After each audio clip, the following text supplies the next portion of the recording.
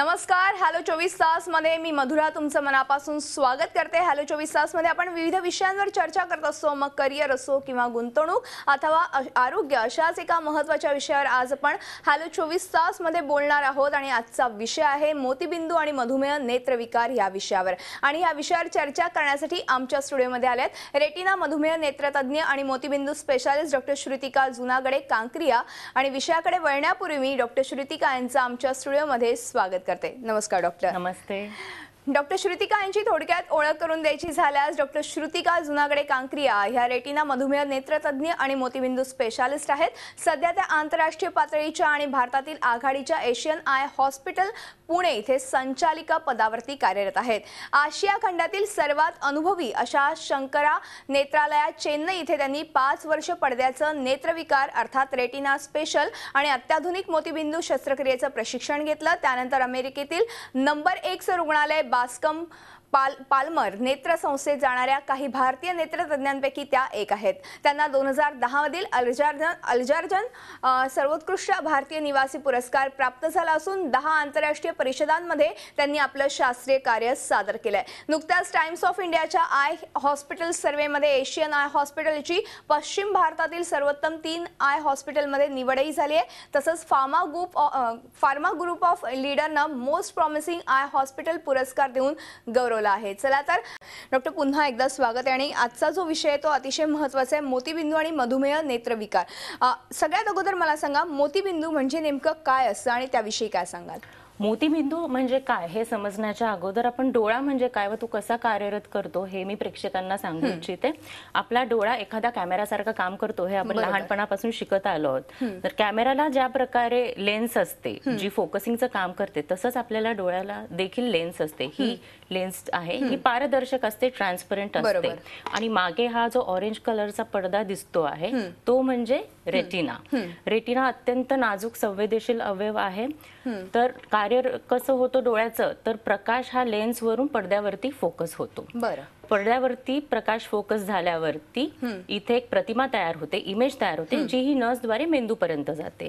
जेव्हा हे संपूर्ण सर्किट बुबुळापासून तर मेंदूपर्यंत अतिशय अचूक रीतीने काम करतं तेव्हा आपल्याला सुदृढ दृष्टी प्राप्त होते. मात्र मोतीबिंदू मध्ये काय होतं? मोतीबिंदू म्हणजे हा कोणता आजार नाहीये. सर्वात प्रथम मी सांगेल हा एक वयानुरूप होणारा विकार आहे. जसे केस पांढरे होतात तसा मोतीबिंदू होतो. तर ही ट्रान्सपरंट लेन्स जेव्हा अशा रीतीने पांढरी होते, गढूळ होते, तेव्हा मोतीबिंदू झालाय असं आपण म्हणू शकतो. येस. आणि ऑब्व्हियसली मग फोकसिंगचं कार्य होणार नाहीये आणि जी प्रतिमा तयार होणार आहे ती अंधुक होणार आहे. त्याला आपण कॅटरॅक्ट किंवा मोतीबिंदू असं म्हणतो. बरोबर. आता तुम्ही सांगितलं की वयानुसार मोतीबिंदू होण्याचे चान्सेस जास्त असतात. मात्र ह्याच्यावरती नेमके काय उपचार आहेत? ऑपरेशन हा एकमेव उपचार आहे का? येस.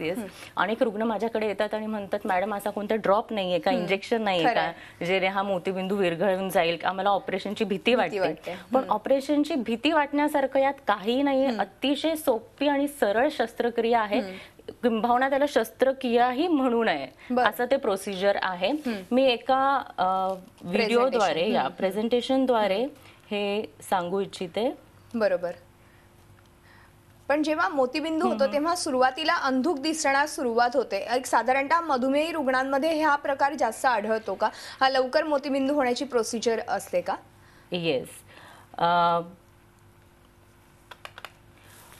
मधुमेही रुग्णांमध्ये मोतीबिंदू हा लवकर होतो आणि तो मोतीबिंदू जो होतो मधुमेही रुग्णांमध्ये तो अतिशय टणक आणि कडक असतो. त्यापूर्वी आता मी इथे सांगते तुम्हाला या प्रेझेंटेशनद्वारे, असं जसं मी सांगितलं इथे जे गढूळ लेन्स नॉर्मल लेन्स आहे त्याच्यात फोकसिंग अगदी व्यवस्थित झालेलं आहे. मात्र इथे कॅटरॅक्ट झाल्यामुळे फोकसिंग व्यवस्थित होत नाहीये आणि प्रेक्षकांना अंधुक दिसणार आहे. तर फेको पद्धतीत आपण सर्जरी करतो तेव्हा काय करतो? इथे दिसतंय की आपण एक पेन सारख्या इन्स्ट्रुमेंटने डोळ्याच्या आत घुसतो. एक अतिशय 2 मिलीमीटर छिद्रातनं आपण आत घुसतो. मोतीबिंदूच्या अशा रीतीने छोटे तुकडे करतो आणि त्यांना माइल्ड सक्शननी बाहेर काढतो. आता जो मोतीबिंदू काढतो त्याच जागी आपण एक इंट्राऑक्युलर लेन्स बसवतो की जी पुन्हा एकदा फोकसिंगचं काम अचूक रीतीने करणार आहे. आणि ही लेन्स अगदी एका पुंगळीसारखी डोळ्याच्या आत शिरते आणि आत जाऊन उघडते. बरं. जसं आपण इथे पाहत आता आहोत, बघतोय आपण. अक्षरशः 2 मिलीमीटर छिद्रातनं ही लेन्स डोळ्याच्या आत जाते आणि पुंगळीसारखी उघडून तिथे बसते. आता पुन्हा एकदा आपल्याला स्पष्ट दृष्टी प्राप्त होणार आहे.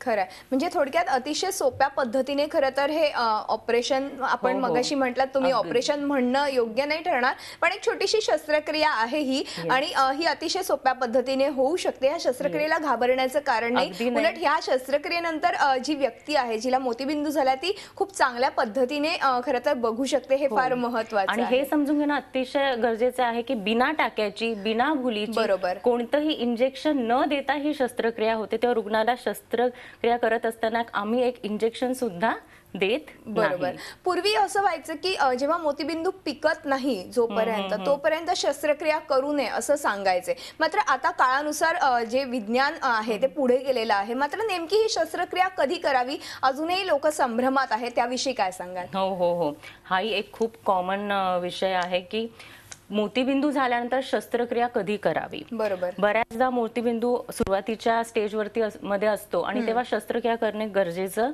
नसतं. मात्र पूर्वीची जी संकल्पना होती की मोतीबिंदू अतिशय पिकलेला पाहिजे, तीही चुकीची ठरेल. कारण की मोतीबिंदू खूप पिकलेला असेल तर त्याला बाहेर काढणं आमच्यासारख्या सर्जनला थोडंसं कठीण जातं किंवा त्याचे गुंतागुंतीचे चान्सेस वाढतात. आता इथे आपण पाहत आहोत मोतीबिंदूचे 4 स्टेजेस. हे स्टेज 1 आहे, स्टेज 2 आहे आणि हा टोटल कॅटरॅक्ट आहे, म्हणजे हा पिकलेला मोतीबिंदू आहे. आता पूर्वीच्या काळी एक मोठी चिरफाड करून ही शस्त्रक्रिया व्हायची. बरोबर. तेव्हा मोतीबिंदू पिकलेला असणं गरजेचं होतं, म्हणून तो पिकायची आपण वाट पाहायचो. नाहीतर मऊ असेल तर तो बाहेर यायचा नाही. मात्र जसं मी सांगितलं की सध्या आपण जी शस्त्रक्रिया करतो ती आधुनिक तंत्रज्ञानाने करतो, फेको इमल्सिफिकेशनने करतो. त्याला जितका मोतीबिंदू माऊ तितकं चांगलं. तर स्टेज 2 ही परफेक्ट स्टेज आहे मोतीबिंदूची शस्त्रक्रिया करण्यासाठी. तेव्हा मी हा प्रेक्षकांना सल्ला देईल की अति विलंब करू नये, एस्पेशली डायबिटीज रुग्णांनी बिलकुल विलंब करू नये शस्त्रक्रिया करण्यासाठी, कारण की गुंतागुंतीची शक्यता वाढते जर मोतीबिंदू आपण अधिक वाढू दिला तर. बरोबर आहे. म्हणजे थोडक्यात आता एवढं आधुनिक तंत्रज्ञान विकसित झालेलं आहे तर नक्कीच जर तुम्हाला वाटलं की आपल्याला थोडंसं अंधुक दिसतंय तर ताबडतोब नेत्र तज्ज्ञांकडे जाऊन सल्ला घ्या आणि लगेच जर ऑपरेशन सांगितलं तर नक्कीच ताबडतोब करून घ्यायला हरकत नाही. या आधुनिक तंत्रज्ञानाविषयी मला जाणून घ्यायचं. तुम्ही मगाशी फेको हे तंत्रज्ञानाबद्दल सांगितलं. हे नेमकं काय तंत्रज्ञान आहे आणि आधुनिक तंत्रज्ञान ह्या व्यतिरिक्त आपल्याकडे आहेत का उपलब्ध?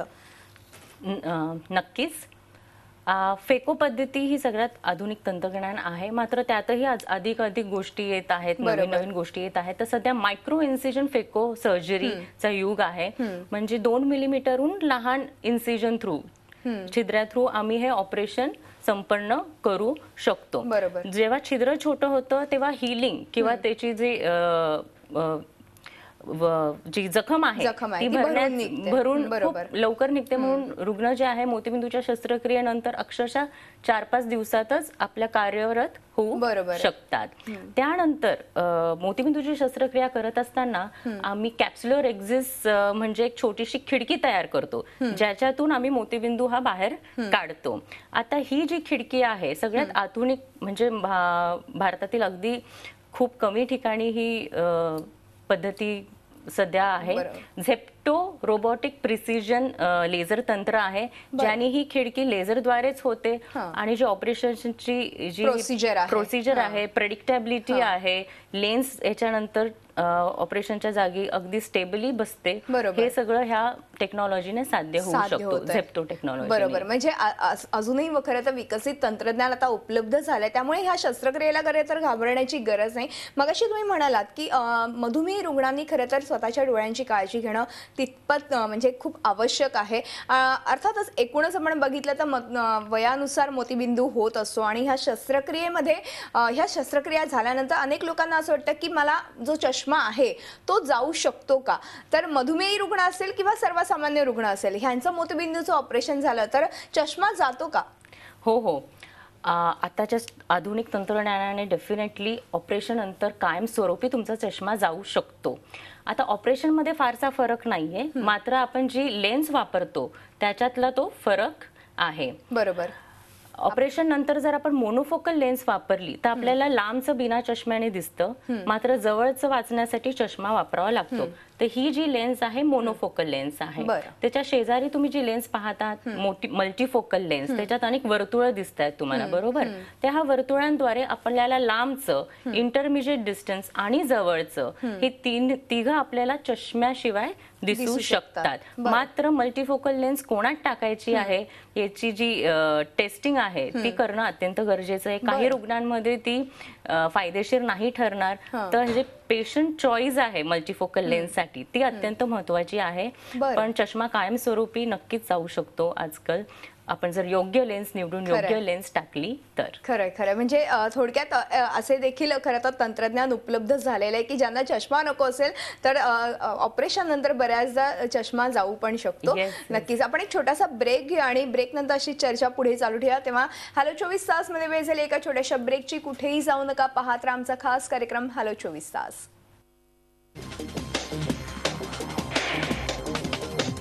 ब्रेक नंतर हॅलो 24 तास हे आमच्या खास कार्यक्रमात आपलं पुन्हा एकदा स्वागत आहे. मोतीबिंदू आणि मधुमेह नेत्रविकार ह्या विषयावर आज आपण चर्चा करतोय आणि आपल्याला मार्गदर्शन करतायत डॉक्टर श्रुतिका जुनागडे कांक्रिया. आपण पुन्हा एकदा चर्चेकडे वळणार आहोत. डॉक्टर, अर्थातच आपण बघितलं तर मधुमेहामुळे देखील डोळ्यांवरती मोठा परिणाम जाणवायला सुरुवात होते आणि नेमकं काय काय परिणाम होतो त्याविषयी काय सांगाल?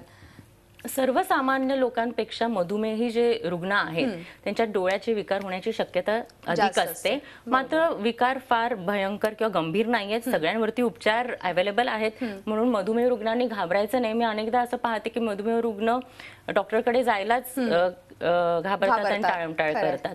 त्यात सगळ्यात कॉमनली होणारा विकार म्हणजे मोतीबिंदू. मोतीबिंदू हा मधुमेह रुग्णांमध्ये जरा लवकर होतो आणि त्यानंतर काचबिंदू देखील 10 पटीने जास्त पाहिला जातो मधुमेही रुग्णांमध्ये. अचानक तिरळेपणा येणं हे होऊ शकतं मधुमेही रुग्णांमध्ये. आणि सर्वात गंभीर किंवा ज्याला लक्ष देण्याची गरज आहे ते म्हणजे मधुमेहजनक नेत्रपटल विकार किंवा डायबेटिक रेटिनोपॅथी. येस, तर हे असे विकार होऊ शकतात. तर मी डायबेटिक रेटिनोपॅथी विषयी वरती भर देणार आहे. कारण की अनेक लोक येतात मधुमेह रुग्ण की ते रेटिनोपॅथी बद्दल विचारतात आणि नेमके रेटिनोपॅथी म्हणजे नेमकं काय आहे ते त्यांना समजत नसतं. त्याविषयी काय सांगाल तुम्ही? अगदी बरोबर बोललात तुम्ही की डायबेटिक रेटिनोपॅथीविषयी हवी तेवढी जनजागृती आज आपल्या भारतात नाही आणि त्यासाठी आम्ही कार्यरत आहोतच. सर्वच डोळ्याचे डॉक्टर कार्यरत आहेत. आता तत्पूर्वी पडदा म्हणजे काय आपण बघून घेऊया. रेटिना म्हणजे काय आणि रेटिनावरती होणारी पती म्हणजे प्रॉब्लेम, त्याला आपण डायबेटिक रेटिनोपॅथी असं म्हणतो. नक्कीच. तर हा आहे आपला नॉर्मल पडदा. नॉर्मल पडदा स्वच्छ असतो, रक्तवाहिन्या अगदी व्यवस्थित कार्यरत असतात. मात्र डायबेटिक रेटिनोपॅथीमध्ये रक्तातील साखरेचं प्रमाण वाढल्यामुळे ज्या सूक्ष्म रक्तवाहिन्या आहेत त्याच्यावरती त्याचा विपरीत परिणाम होत असतो. त्याच्यातून द्रव्य पाझरत असतं, त्या फुटल्या तर त्याच्यातनं रक्त बाहेर पाझरतं आणि नॉर्मल पडद्यावरती असे रक्ताचे व पांढरे डाग येऊ लागतात. तसंच जर ही रेटिनोपॅथी ऍडव्हान्स झाली म्हणजे आता ह्या स्टेजला देखील रुग्णांनी उपचार करून नाही घेतला तर जास्त गुंतागुंतीचा प्रॉब्लेम होऊ शकतो. जसं आपण दुसऱ्या चित्रात पाहत आहोत पडद्याचा की पूर्ण पडदा हा रक्तबंबाळ झालेला आहे. अशा काही नवीन रक्तवाहिन्या तयार होतात ज्या फुटतात आणि मग ह्या स्थितीला आपल्याला ऑपरेशनच करावं लागतं. तर ह्या स्टेजला आपल्याला जाऊ द्यायचं नाहीये. प्रत्येक विकारावरती उपचार आहे, मात्र जर तो लवकर केला तर कमीत कमी गुंतागुंतीचा होतो आणि त्यानंतर प्राप्त होणारी दृष्टी देखील जास्त स्पष्ट असते. तेव्हा लवकर उपचार आणि निदान होणं अत्यंत गरजेचं आहे. आता तुम्ही म्हणालात की एवढ्या सगळे उपचार उपलब्ध आहेत, चांगल्या अत्याधुनिक पद्धती उपलब्ध आहेत, तरी देखील आज भारतामध्ये अंधत्वाचं प्रमाण हे जास्त प्रमाणात दिसून येतं. त्याच्यामागे फक्त केवळ जनजागृतीचा अभाव हे एकमेव कारण आहे की डोळ्यांच्या एकूणच डोळ्यांबद्दल लोकांमध्ये तेवढीशी माहिती नाही? किंवा अगोदर मी सांगते की मधुमेह नेत्रपटल विकाराची ट्रीटमेंट काय आहे. कारण की बऱ्याच प्रेक्षकांना वाटत असेल तर ट्रीटमेंट म्हणजे खूप मोठी शस्त्रक्रिया असेल आणि ते घाबरतात, पण ट्रीटमेंट अतिशय सोपी आहे. मधुमेहजनक नेत्रपटल विकार झाला तर सुरुवातीच्या काळात फक्त शुगर कंट्रोल केली तरी तो नीट होत असतो. मात्र डोळे डॉक्टरांना दाखवणं अत्यंत गरजेचं असतं. ड्रॉप्सचा फार रेटिनाच्या प्रॉब्लेम वरती फायदा होत नाही. तर आपण जर डोळ्याच्या पडद्याला सूज आली तर आपल्याला एक टेस्ट करावी लागते ओसीटी. बरं. ओसीटी म्हणजे जशी आपण शरीरात सिटी स्कॅन करतो शरीराचा, तसाच हा पडद्याचा सिटी स्कॅन आहे. बरं. हा आहे नॉर्मल पडद्याचा सिटी स्कॅन. कसा व्यवस्थित जी चिकनाई आहे ती मेंटेन्ड आहे. आणि खालचा जो आहे सिटी स्कॅन हा मधुमेहजनक जी सूज आलेली आहे पडद्यावरती त्याचा सिटी स्कॅन आहे. तिथे आपल्याला दिसतंय की सूज आलेली आहे, पडद्याची जाडी वाढलेली आहे. तर हा सिटी स्कॅन करून नेमकी पडद्यातला सूज आहे की नाही हे समजून घेणं गरजेचं आहे. जर पडद्यावरती सूज असेल तर आपण डोळ्याच्या आत अतिशय सूक्ष्म किंवा म्हणजे केसा एवढ्या बारीक सुईने डोळ्याच्या आत आपण इंजेक्शन देतो. ह्या इंजेक्शनला बिलकुल घाबरायचं गरज नाहीये. परत ह्या इंजेक्शनला भूल वगैरे काही द्यावी लागत नाही. अक्षरशः 1-2 मिनिटाचं काम असतं. बाकी इंजेक्शन पेक्षाही कमी दुखतं किंवा दुखत नाही असं मी म्हणेल. आणि इथे पाहत आहोत की विकार संपूर्णपणे नीट झालेला आहे इंजेक्शन देऊन. तेव्हा इंजेक्शन हा एक उपचार आहे आणि लेझर पद्धती हा उपचार आहे. अजून एक टेस्ट आपण डोळ्यात केली जाते. प्रेक्षकांच्या माहितीसाठी सांगेल की आपण जसं हार्टची एंजिओग्राफी करून घेतो की हार्टच्या रक्तवाहिन्या कशा कार्यरत आहेत, व्यवस्थित आहेत की नाही, तसंच आपण डोळ्याच्या पडद्यावरती देखील एंजिओग्राफी करतो. ही नॉर्मल एंजिओग्राफीचा पिक्चर आहे ज्याच्यात रक्तवाहिन्या अगदी व्यवस्थित आपल्याला दिसत आहेत. कुठे द्रव्य किंवा डाय बाहेर पाझरताना दिसत नाहीये. जे शेजारचा पिक्चर आहे त्याच्यावरती हे जे ब्राईट स्पॉट्स आहे हे म्हणजे विकाराचे लक्षणं आहेत. आणि असं असल्यास आपण डोळ्याला म्हणजे पडद्यावरती ग्रीन रेटिनल लेझर करतो. आणि हे रेटिनल लेझर 3 टप्प्यांमध्ये होतं. आणि हे जर रेटिनल लेझर रुग्णांनी करून घेतलं तर पुढे गुंतागुंतीच्या विकारांची शक्यता ऑलमोस्ट नील होऊन जाते, 0 होऊन जाते. तेव्हा याचा फायदा रुग्णांनी करून घेतला पाहिजे. लवकर डोळ्यांची तपासणी. आणि डोळ्यांची तपासणीपेक्षा बरेच रुग्ण काय करतात, आम्ही चष्म्याच्या दुकानावरती गेलो, चष्म्याचा नंबर काढला, नजर चांगली आहे तेव्हा डोळ्याची तपासणी झाली. पण ती डोळ्याची तपासणी नव्हे, रेटिनल चेकअप होणं अत्यंत गरजेचं आहे. आणि ह्या लेझर उपचारांनी आपण अशा पद्धतीने नेत्रविकार तज्ञाकडे जाऊन जर आपण तपासणी केली तर नक्कीच फायदा होऊ शकतो. आणि पुढे जाऊन येणारं जे अंधत्व आहे किंवा इतर काही विकार ओढवू शकतात ते देखील आपण टाळू शकतो. आपण एक छोटासा ब्रेक घ्या आणि ब्रेक नंतर अशी चर्चा पुढे चालू ठेवा. तेव्हा हॅलो 24 तास मध्ये वेळ झाली एका छोट्याशा ब्रेकची. कुठेही जाऊ नका, पाहत राहा आमचा खास कार्यक्रम हॅलो 24 तास. ब्रेक नंतर हॅलो 24 तास या आमच्या खास कार्यक्रमात आपलं पुन्हा एकदा स्वागत आहे. आणि आज आपण मोतीबिंदू आणि मधुमेही रुग्णांना होणारा एकूणच आजार ह्याविषयी चर्चा करतोय. आणि आपण चर्चेकडे जाण्यापूर्वी पुन्हा एकदा डॉक्टर श्रुतिका यांचं स्वागत करूया. डॉक्टर, अर्थातच आपण बघितलं तर मोतीबिंदूबद्दल अनेकांना गैरसमज आहेतच, मात्र एकूणच आपण बघितलं तर परिपूर्ण आय चेकअप हे करणं देखील तितकंच महत्त्वाचं आहे. त्याविषयी काय सांगाल? नक्कीच, जसं मी सांगितलं की चष्म्याच्या दुकानावरती जाऊन फक्त चष्म्याचा नंबर चेकअप करणे हा काही डोळ्याचा चेकअप नाहीये.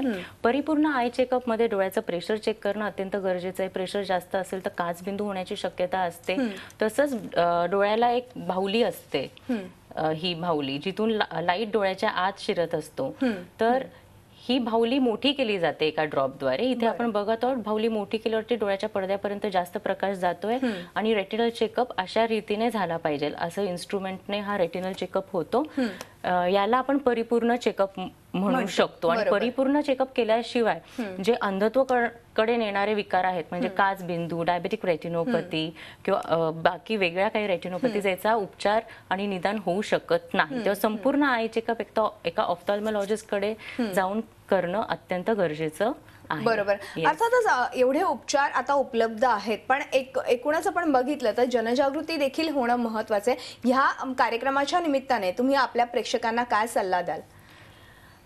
येस, जेव्हा मधुमेह नेत्रविकार येतो तेव्हा जनजागृती अत्यंत गरजेची आहे. कारण की मधुमेहामुळे डोळ्याला विकार होऊ शकतात याची जनजागृती अजून पुरेशी रुग्णांमध्ये नाहीये. म्हणूनच मधुमेहांच्या हे आपण कसं टाळू शकतो हे आपण समजून घेऊया. मधुमेहाच्या दृष्टीपटल ज्या समस्या ज्या येणार आहेत, अंधत्वाकडे ज्या नेणार आहेत, त्याचा निदान आणि उपचार वेळेत झाला पाहिजे. त्याच्यासाठी परिपूर्ण चेकअप करायचाच आहे. त्यासाठी अनेक सामाजिक उपक्रम आम्ही करत आहोत, जसा की मधुमेहाचा मंगळवार. बरं. मधुमेहाच्या मंगळवारी आम्ही प्रत्येक मंगळवारी दुपारी 3 ते 5 मधुमेही रुग्णांसाठी परिपूर्ण आय चेकअप हा अत्यंत फ्री, सवलतीच्या दरातही नाही, फ्री ठेवलेला आहे. बरं. पहिला डोळ्याचा चेकअप दर मंगळवारी 3 ते 5 आम्ही आमच्या हॉस्पिटलमध्ये फ्री ठेवलाय, जेणेकरून जास्तीत जास्त मधुमेह रुग्ण बरोबर. न घाबरता डॉक्टरांकडे खरंय. जातील. काही विकार असेल तर त्याचं लवकर निदान होईल आणि उपचार होईल. तसेच डायबेटिक स्क्रीनिंग कॅम्प्स होत असतात, तेही करत असतो. त्याच्यानंतर अनेक डायबिटीज रेटिनोपॅथीवरचे लेख वगैरेही असतात, त्यानेही जनजागृती होईल अशी मी अपेक्षा करते. बरोबर. Yes. म्हणजे ह्या अशा वेगवेगळ्या मोहिमेच्या माध्यमातून खरं तर तुम्ही जनजागृती करण्याचा प्रयत्न करत आहात आणि एशियन आय हॉस्पिटलला आता टाइम्स ऑफ इंडियानं देखील गौरवलेलं आहेच. त्याचबरोबर मला खरं तर ह्या हॉस्पिटलबद्दल वैशिष्ट्य जाणून घ्यायचे अगदी थोडक्यात. येस. एशियन आय हॉस्पिटल, मी आणि माझे मिस्टर डॉक्टर वर्धमान कांकरिया, जे लॅसिक तंत्रावरती अधिक काम करतात. लॅसिक तंत्र हे चष्मा काढून टाकायचं तंत्र आहे. तेही अत्यंत सोपे आहे. ह्या अपॉर्च्युनिटी मी सांगू इच्छिते की आज कोणत्याही मुलीचा किंवा मुलाचा वय वर्ष 18 नंतर चष्मा कायमचा जाऊ शकतो आणि शस्त्रक्रिया ही फक्त 5 मिनिटाची आहे. म्हणजे मी मोतीबिंदूची शस्त्रक्रिया दाखवली, त्याहूनही छोटी शस्त्रक्रिया आहे. अमेरिकेत जी आज शस्त्रक्रिया होते तीच आपल्याकडे होते एशियन आय हॉस्पिटलला देखील, आणि भारतातही ती येऊ लागली आहे. म्हणजे drive in drive out surgery आहे. पेशंट स्वतः ड्राईव्ह करून येतात, ऑपरेशन करतात आणि स्वतः ड्राईव्ह करून बाहेर जातात. इतकी ही सोपी शस्त्रक्रिया आहे. 2 दिवसात लगेच रुग्ण परत कार्यरत ही होतात. एशियन आय हॉस्पिटलची प्रेरणा आम्हाला बास्कम पार्मर आय हॉस्पिटल, जे अमेरिकेतलं सर्वात बेस्ट आय हॉस्पिटल आहे, तिथे मी आणि माझे मिस्टर दोघेही काम करत होतो. तसेच डॉक्टर संचिती सर आणि प्रतिभाताई पाटील यांचे आम्हाला आशीर्वाद लाभले आणि उद्घाटनाला आता 360 degree eye care under one roof ही आमची कल्पना आहे. म्हणजे आज डोळ्याच्या बाबतीत जी काही टेक्नॉलॉजी आहे जगात ती आम्ही एका रूफ अंडर आणलेली आहे, जेणेकरून, कारण की आज डॉक्टरही तेवढे प्रोफिशियंट आहे आणि पेशंटही भारतात तेवढेच आहे, पण पेशंट आणि डॉक्टर मधला जो दुरावा आहे तो कुठेतरी कमी करणं आज भारतात गरजेचं आहे. आणि मग पेशंटला इकडे तिकडे पळावं लागलं की त्याचा त्या ट्रीटमेंट मधनं इंटरेस्ट निघून जातो. तेव्हा एकदा पेशंट आला की ट्रीट होऊनच बाहेर गेला पाहिजे, ह्या संकल्पनेने आम्ही हे हॉस्पिटल खूप छान असं खरं तर संकल्पना घेऊन तुम्ही हे हॉस्पिटल सुरू केलेलं आहे. नक्कीच तुम्हाला खूप खूप अभिनंदन आणि एकूणच या माहितीबद्दल खूप खूप धन्यवाद. यानंतर ह्या आमच्या खास कार्यक्रमात इथेच थांबतो. तुम्ही पाहत राहा झी24 तास, रहा एक पाऊल पुढे.